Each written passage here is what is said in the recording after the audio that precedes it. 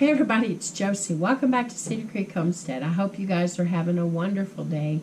We woke up this morning to cold weather, and it's been kind of cold the last few days, and we got snow flurries last night. Some areas got a little bit more snow than others. We just got a dusting of snow, but it was all melted off and didn't cause any kind of problems for anyone, at least in our area.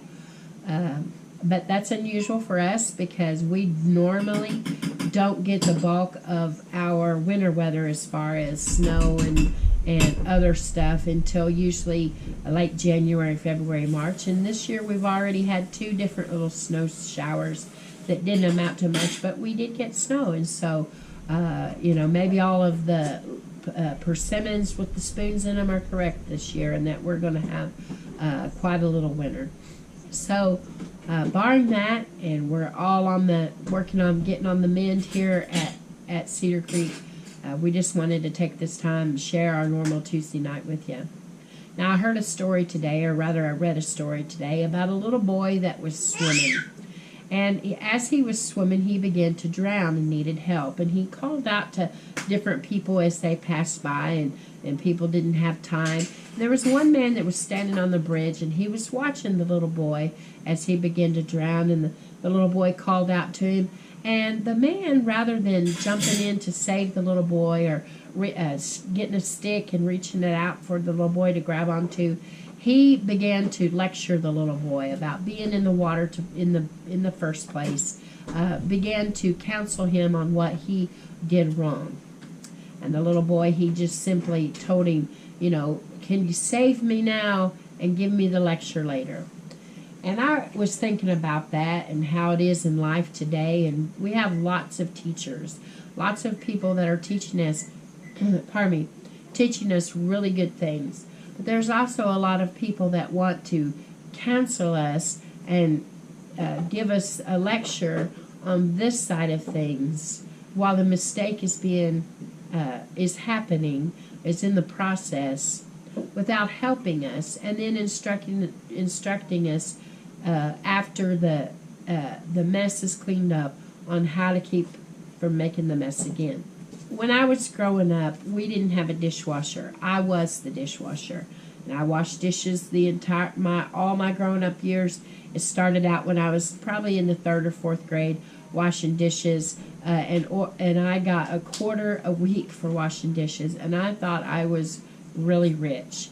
And soon, though, the pleasure of getting to wash dishes turned into a chore, and no longer did I like the fact that I got to wash dishes for everybody. It turned into I had to wash dishes for everybody. So when I got older and I lived with my granny and grandpa, she had a dishwasher. Well, most people these days have dishwashers, and so there wasn't really any instruction on how to run the dishwasher. And my granny had to go on a trip, and she left my grandpa and I there to tend to things while she was gone. And one of the things that I did was try to make sure that the house and the kitchen stayed clean while she was gone, and that meant keeping up with the dishes. And so I proudly loaded the dishwasher like I had seen her do countless times.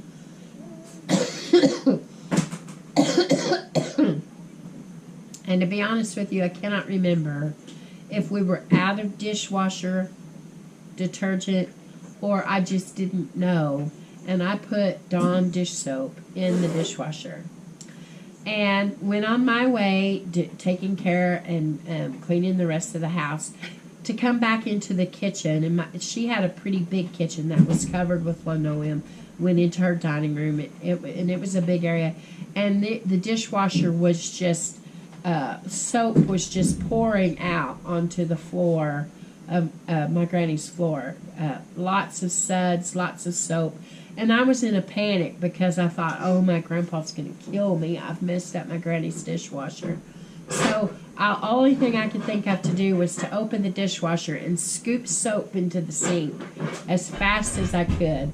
And I didn't know the trick of putting salt in the dishwasher to kill the soap suds. I didn't know that trick. So I kept putting soap in there, and I'd turn the dishwasher back on, and it would suds again, and it was just horrible. Over and over and did that. Until finally the floor was wet, there was soapy suds on it, and all I could think of to do was grab the mop bucket and the mop and just mop the floor. And Grandpa never knew that I had made that big mistake. If he did know it, he didn't tell me he knew it. And so I guess really I killed two birds with one stone. I washed the dishes and I mopped the kitchen floor. But that was a mistake that in the process, had someone come in and really gave me what for, it wouldn't have done any good. There was water getting all over the floor. There was soap getting all over the floor. And the problem needed to be taken care of at the moment. And then the instructions was to come later. But a lot of times we get ourselves involved especially when we're trying to teach people. We jump in with both feet. We're willing to teach them. But sometimes we jump in and step all over the lesson by really criticizing and giving them the what for, because they messed up. Maybe they messed up reading a recipe, or maybe they did like I did and put regular dish soap in the dishwasher, or maybe they did something else and totally messed it up. And they needed the instruction, yes, but first they needed help to get through it. So on channels like mine and other people that are bringing you instruction, that are bringing you ways to resolve issues, or trying to teach you things, the best thing that we can do to present that to you and encourage you to try it. For example, would be people learning how to pressure can. A lot of people are afraid of pressure canning, and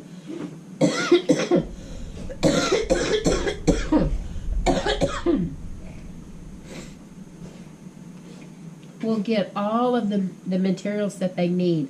They'll get their big pressure canner, they'll get their canning books, their jars, their lids, their rings. They'll get all of the ingredients. They know what it is that they want to can, but they have this fear, this block of moving forward. Sometimes it's just being scared of the process of learning something new. Sometimes it's because they've done things before, and when they made a mistake, they had somebody jump all over them instead of getting them through the problem and then trying to help them, counsel them afterwards. If you're going to give someone instruction on working with electricity or with something else that could bring harm to them or to other people or to property, then yes, it's very important to give instruction ahead of time. In the middle of the process when they're working on something is the time, if they run into trouble, not to stand back and fold their arms and say, now what did I tell you? You don't listen. You know, whatever the criticism might be, that's not the time to do it. That time is to help them get through the thing and then counsel them on the end of it. Sometimes people have to learn 2 or 3 or 4 times. Some people are very good at instruction, getting it like that. Some people actually have to be hands-on and learn how to do a thing by actually doing the thing, going through every step, every process themselves. They have to do that. Now, another example that I have from my life is when I was in junior high. Now, I was a really bashful person, and when I was in junior high in the 7th grade, I had a teacher, a math teacher. And I was having problems with getting through this particular unit in math. And I was struggling. I was really trying to do the best that I could. But I was having some struggles. And she was going down the line calling on people to get answers. And when she got to me, I couldn't figure it out. And it embarrassed me because there was some in there that laughed, and you know how teenage kids can be. She laughed as well, and it really embarrassed me, and I started to cry. And once I started crying, I couldn't hardly stop, and she just kept picking and tormenting me through the whole thing. And instead of calling me to her desk or her coming to my desk and taking the time to go over the problem with me and help me with this challenge that I was having on this particular, I can't remember now if it was multiplication or fractions or whatever it was. Her idea was to humiliate me in front of the class. And later on, she called me out into the hallway, and I got a big lecture, and I have never forgotten that.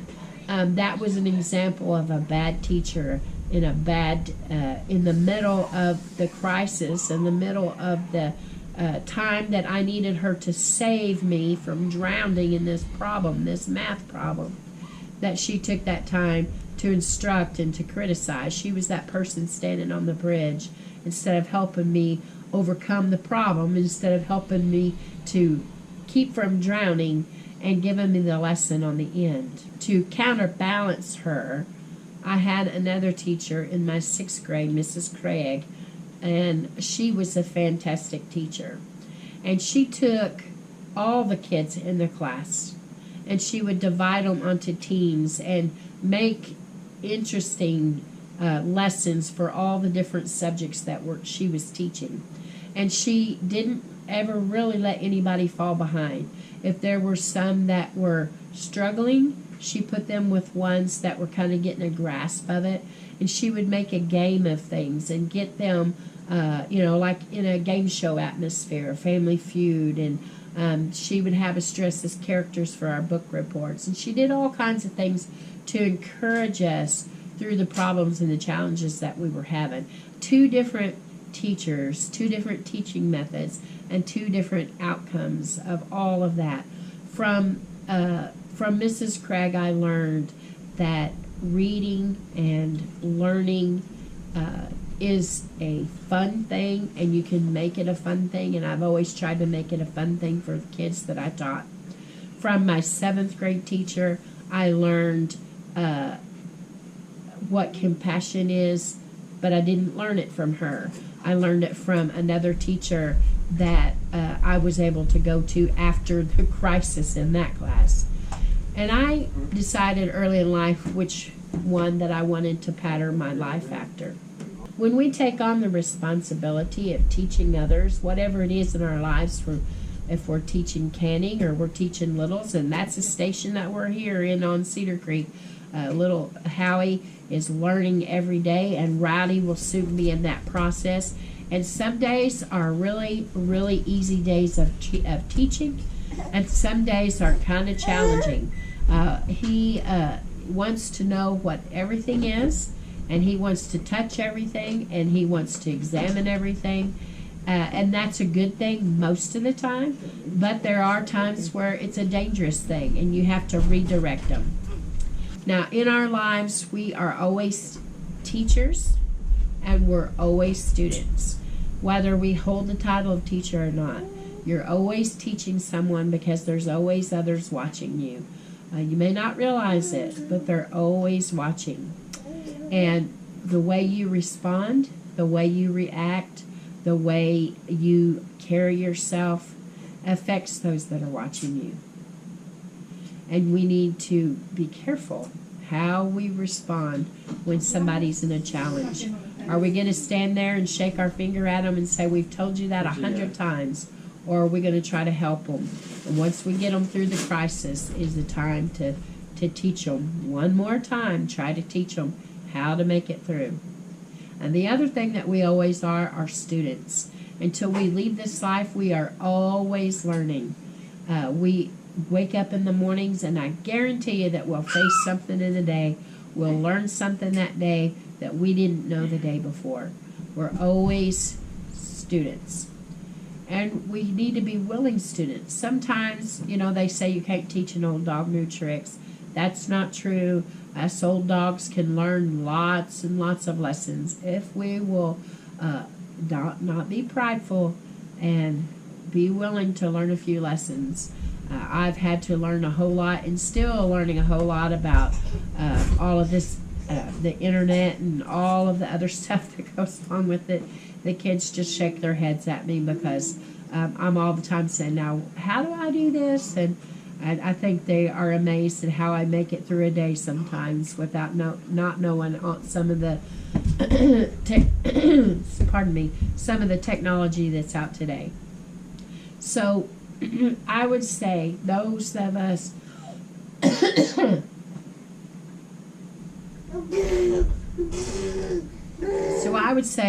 those of us that are actively teaching need to teach in such a way that we inspire, that we encourage, that we would be one that when they try and they fail, or as they're going down, they'll reach out and ask for help and know that we're not that person standing on the bridge shaking our finger at them, that we care enough about them to say, I'll save you.